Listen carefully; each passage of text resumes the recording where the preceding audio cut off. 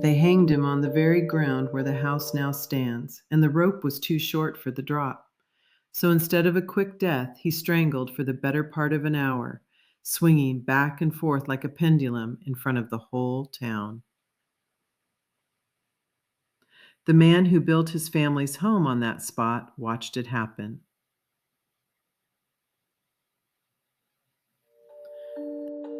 Welcome back to Real Ghost Chatter. I'm Marianne Paul, and I'm so glad you're here. Settle in wherever you are, and let's talk about a house in Old Town San Diego that the United States government itself once officially called haunted. It's been investigated by psychics, by television crews, and by a very famous game show host who left more shaken than he ever expected. But before any of that, it was simply a piece of land where the town held its hangings.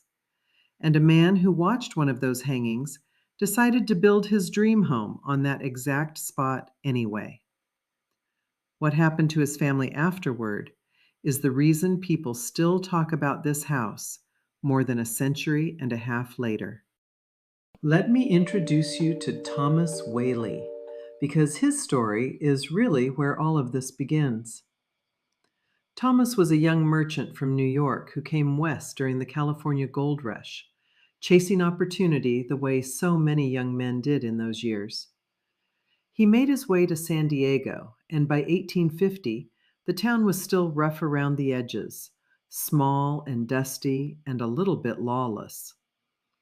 In September of 1852, Thomas found himself in a crowd gathered to watch a public execution of a man named James Robinson, known around town as Yankee Jim.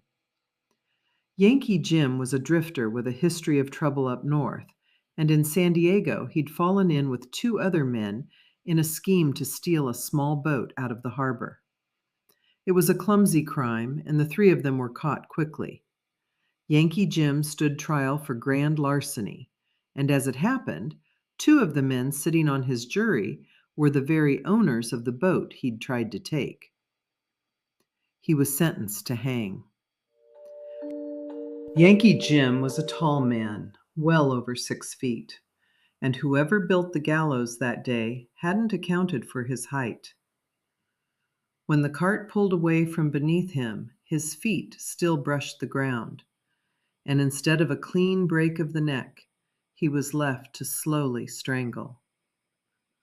The local newspaper described him swinging back and forth like a pendulum for what witnesses said was somewhere between 15 and 45 minutes before he finally died. Some accounts even say the man who carried out the execution was Yankee Jim's own godfather, the town sheriff, though that detail has never been fully confirmed. Thomas Whaley stood in that crowd and watched the whole thing. I can't help but feel sad and a bit dismayed over this fact. A man died a slow and public death that day, and however guilty he may have been of his crime, I can't imagine an entire town watching this happen. But it did. A few years later, Thomas Whaley bought that very plot of ground. In 1853, Thomas returned to New York and married his sweetheart, Anna Eloise Delaunay.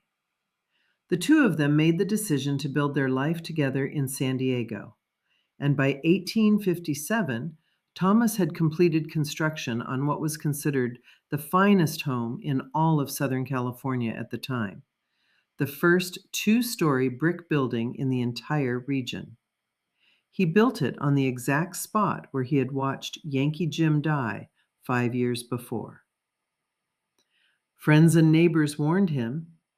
People in town already spoke of the land as troubled ground, and more than one person suggested he build somewhere else. Thomas didn't put much stock in that kind of talk. He was a practical businessman, and to him, it was simply a good central piece of property. Thomas and Anna moved in with their growing family, and it wasn't long before Thomas himself began to wonder if the warnings had been right after all. Almost as soon as the family settled into their new home, Thomas began hearing something he couldn't explain. Heavy footsteps moving across the floor above him. The sound of what he described as a large man in heavy boots pacing back and forth. He would go upstairs to check, and every single time he'd find the room empty. According to his own journal, Thomas eventually came to believe those footsteps belonged to Yankee Jim Robinson, still walking the ground where he'd spent his last agonizing minutes. Whether Thomas truly believed that or simply needed some way to explain what he was hearing, the story stuck. Thomas started giving tours of his home to visitors. By the time he started the tours, he was telling them about Yankee Jim, right along with the rest of the house's history. But the footsteps were only the beginning of what this family would carry. In 1858, the supernatural world is Thomas closer Jr., than we think. just 18 Sometimes months it old, chills us. died of scarlet Sometimes fever it reminds inside us the we house. were never alone. Grief Two like worlds, that would be more than every enough for single any day. family to bear. And the greatest But it power wasn't against long the before darkness a fire has tore through the always general been store the Thomas light. had built to support them, Stay curious, wiping out a stay significant faithful, piece of the family's and never livelihood mistake along the with it. darkness for the whole story. The Whaleys left San Thanks for Diego listening. for a time, Until next time, hoping perhaps may that the some sun distance always might be on your change their face, fortunes. the wind at your back, But in and the good 1868, Lord an walk earthquake beside struck you. the region, and the family found themselves back in San Diego and back in the house on the old gallows ground. Thomas turned the home's large front room into San Diego's second county courthouse, installing a judge's stand and a curved rail. For several years, the very room where the family once gathered echoed with trials and verdicts instead of an evening's conversation. The house also served at different points as a granary, a school, and even San Diego's first commercial theater, hosting one of the earliest dramatic troupes to perform in the city. It was, in every sense, a house that held many lives inside its walls. The deepest sorrow, though, was still ahead of them. Violet Whaley, the youngest of Thomas and Anna's daughters, grew into a bright young woman, but her marriage ended in a painful and humiliating divorce, the kind of scandal that in that era followed a woman for the rest of her life. The shame and grief of it became more than Violet could carry. In 1885, she took her own life inside the family home, shooting herself through the heart. This wasn't a family that stumbled into one eerie legend. This was a family that buried a baby boy, weathered a fire and an earthquake, and then lost a daughter to despair, all inside the same walls. And yet, remarkably, they stayed. Thomas and Anna's eldest daughter, Lillian, lived in that house for the rest of her long life, passing away in 1953, having never left the home her family built on the old gallows ground nearly a century before. The house opened to the public as a museum in 1960, and it was that same year the United States Commerce Department gave it a distinction very few homes in this country have ever received, officially recognizing it as a haunted house. Here's what people actually describe there, because the reports have stayed remarkably consistent for more than 60 years now. Visitors and staff say they've seen a tall man in a formal coat and top hat standing at the top of the staircase, gone the moment anyone looks directly at him. Most people who work at the house believe that's Thomas himself, still keeping watch over the home he built. Others report the sudden scent of French perfume drifting through the parlor with no source anyone can find, said to be Anna's signature fragrance. A young woman with red hair has been seen walking the garden so clearly that visitors sometimes mistake her for a costumed guide until she simply isn't there anymore.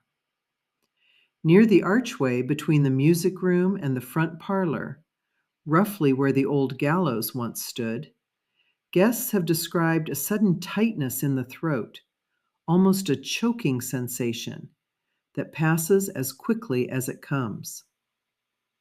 Upstairs, the sound of a baby crying has been reported by multiple visitors, with no children anywhere in the house at the time. And it's hard not to think of 18-month-old Thomas Jr. when you hear that detail. The family dog has made appearances too. More than one visitor has described a small dog trotting through a doorway or across the parlor floor, vanishing before it reaches the far wall. In the courtroom, an unidentified woman in old-fashioned dress has been seen standing near the judge's stand. No one has ever been able to connect her to any specific person from the family's history. The renowned psychic Sybil Leek investigated the house and claimed to make contact with the spirit of a young girl connected to the Whaley family, describing her as an active presence who would sometimes reach out and take hold of a visitor's arm during a tour. Then there's Regis Philbin, the television host, who visited the house decades ago and described seeing something filmy and white near a portrait of Anna Whaley. By his own account, he switched on his flashlight, expecting to catch something extraordinary. He found nothing there but the painting itself, which somehow made the moment stranger rather than easier to explain. He returned to the house years later for a television special, still trying to make sense of what he'd seen. Beyond the sightings, docents describe swinging crystals on the music room chandelier with no draft to explain the movement, alarms that go off without cause, and the everyday sense that the house is never quite as empty as it looks. I want to pause here for a moment. If you're drawn to tales where the darkness is real, but the light is stronger still, you'd feel right at home in my Ravens Cove Iconoclast series. It's 6 supernatural thrillers where ordinary people find themselves standing between their neighbors and a very real darkness. Written in the spirit of Frank Peretti's This Present Darkness, but a bit creepier. You can find the whole series on Amazon.com, MaryAnnPaul.com, or wherever good books are sold. Now, back to the Whaley house. So where does that leave us? A man watched another man die slowly on a piece of ground, then built his family's whole life on that same spot. And for the better part of a century, that family absorbed one loss after another inside those walls. I keep coming back to something I've noticed on nearly every episode of this show, which is how a place seems to remember what happened inside it, holding on to grief the way some things simply don't let go. But what strikes me most about the Whaley family isn't the tragedy. It's that they stayed. Lillian Whaley could have sold that house and walked away from every hard memory inside it. And instead, she lived out her entire life there, surrounded by the people she'd loved and lost. So, it seems to me that a house soaked in sorrow can still be a home. And grief and love aren't opposites so much as two halves of the same devotion. I can't tell you for certain that Thomas Whaley still stands at the top of that staircase, or that Anna's perfume really drifts through the parlor. I wasn't there for any of it. There's a fair skeptical case to make, too. Old brick homes Settle and Creek and a house with this much publicity carries decades of expectation built into every visit. A person who already knows the history before they walk through the door is primed to read an ordinary draft as something stranger, and suggestion is a powerful thing. But I'll also say this. The reports at Whaley House come from decades of visitors with no connection to one another, including skeptics and even a national television host who went in expecting nothing and came out unsettled. Maybe it's both. Maybe an old house can be haunted by memory and by something more at the same time. And maybe we don't need to fully separate the two to feel the weight of either one.